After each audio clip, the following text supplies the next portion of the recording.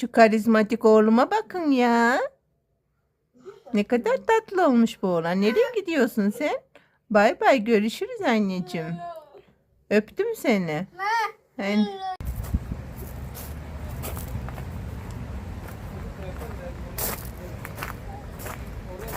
Ateş. Alışım. Hadi bakalım.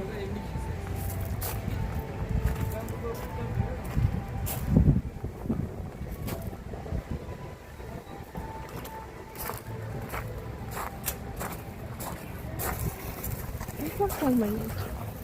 Bekle bekle. Evet.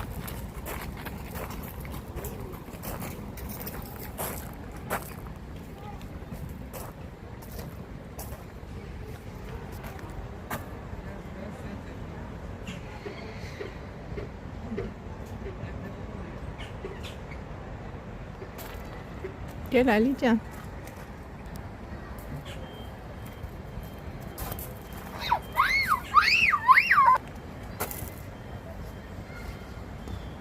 Yakışıklı kuşum benim. Gel.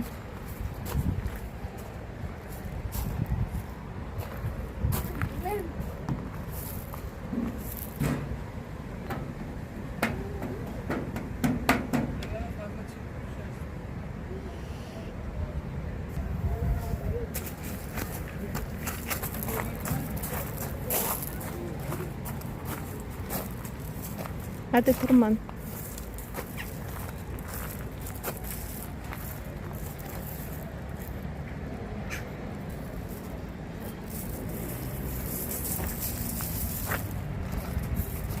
Hadi. Ayağını oraya koy Alican bak.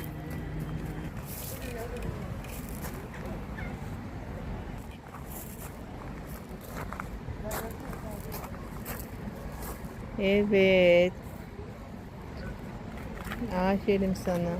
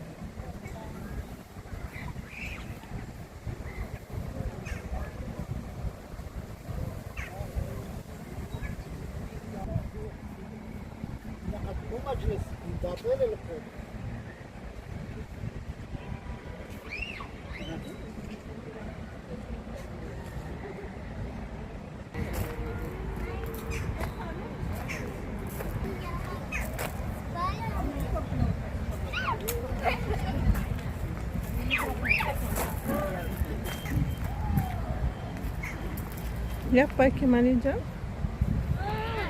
Hadi. Aferin oluşuma.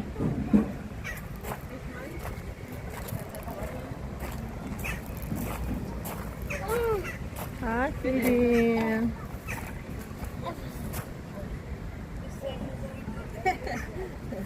Richtig cooles Bild. Hadi Alican.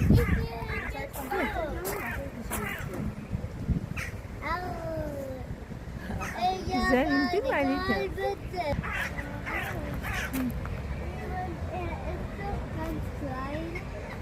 Naja, ich glaube, aber vielleicht klettern wir auch nicht so gut. Guck mal, der Vito und der Franz klettern auch mehr. Kannst du das? Aferin.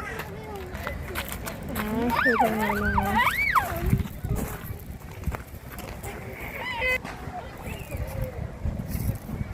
Aferin oluşuma.